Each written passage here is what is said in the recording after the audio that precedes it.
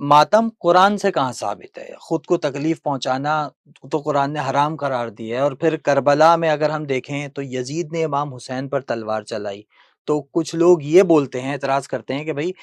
وہاں پر کربلا میں حسین پر تلوار چلی، یہاں تم تلواریں چلاتے ہو، ماتم کرتے ہو۔ دیکھیے، میں تو قرآن سے ثابت کر دوں گی کہ ماتم جائز ہے، لیکن مجھے یہ سمجھ میں نہیں ہے کہ پھر اہل تسنن کیسے ثابت کریں گے کہ قرآن سے کہ ماتم حرام ہے۔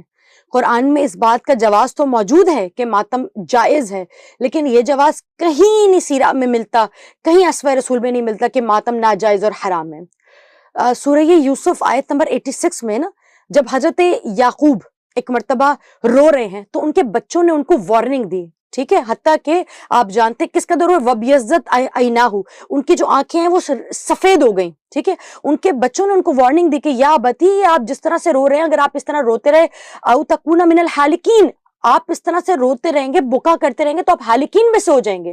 اب آپ اس لفظ حالکین کو دیکھیے اور حالکین کو دیکھ کر اندازہ لگائیں کہ حضرت یعقوب کا گریہ کتنا سخت تھا۔ روایات میں ملتا ہے کہ وہ صرف آہو بکا نہیں کرتے بلکہ اپنے سر پر بار بار زور زور سے ہاتھ مار رہے تھے، اسی وجہ سے تو بینائی جائے گی نا۔ دیکھیں انسان جتنا بھی رولے، آپ بھی جانتے ہیں، آپ جتنا بھی رولے بینائی نہیں جا سکتی۔ اس کا مطلب ہے اتنا شدید رویا جا رہا ہے، اس قدر شدید آہو بکا ہے کہ ان کے بچے جانتے ہیں کہ اگر آپ اسی حال میں رہے آپ ہلاک ہو جائیں گے۔ کہ حضرت یعقوب نہیں جانتے کہ میں ہلاک ہو جاؤں گا، میری بینائی چلی جائے گی، اس کے باوجود ماتم کر رہے ہیں۔ اور یہاں پہ جو سب لوگ کہتے ہیں نا آپ لوگ صبر کریں، ماتم کرنا صبر کی علامت نہیں ہے، تو اللہ سبحانہ و تعالیٰ نے اس کو نہ صرف اس سے منع کیا ہے بلکہ کہ فصبر جمیل،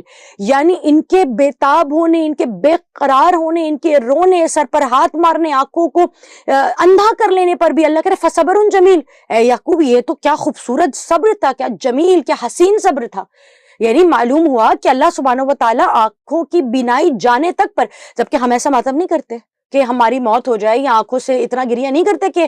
ہم ہلاک ہو جائیں۔ بچے کہہ رہے ہیں آپ ہلاک ہو جائیں گے، اس کے باوجود بھی بار بار وارننگ دینے کے باوجود بھی حضرت یعقوب اس بات کو جاری و ساری رکھ رہے ہیں۔ اب آپ کہیں گے ہاں آپ تو یعقوب کی شریعت پہ چل رہے ہیں، ہم یعقوب کی شریعت پہ نہیں ہیں لیکن یعقوب کو معصوم تو مانتے ہیں، نبی تو مانتے ہیں۔ اور دیکھیے ہم تشیع کا ہر قدم قرآن کے مطابق ہوتا ہے۔ اگر قرآن کے اندر اسے رسول اللہ یا اللہ سبحانہ و تعالیٰ نے کہیں بھی حضرت یعقوب کو ایک مرتبہ پوائنٹ آؤٹ کر کے کہا ہوتا کہ یعقوب نے یہ کام درست نہ کیا تھا، بلکہ اللہ نے کیا کیا، احسن القصص بنا کے، بہترین قصے بنا کے پورا ماجرا لکھ دیا، ایک ایک لفظ لکھ دیا۔ اچھا کیوں لکھا؟ چلیں، کربلا میں جو عظیم واقعہ پیش آیا اس میں تو ہو گیا، جو ماتم ہوا اچانک ہوا، ایموشنز میں ہوا، ہو گیا، لیکن پھر وہ جو ہوا 1400 سال پہلے، اب اس کے بعد جو یہ 1400 سال سے چل رہا ہے آرگنائزڈ کر کے جو ہوتا ہے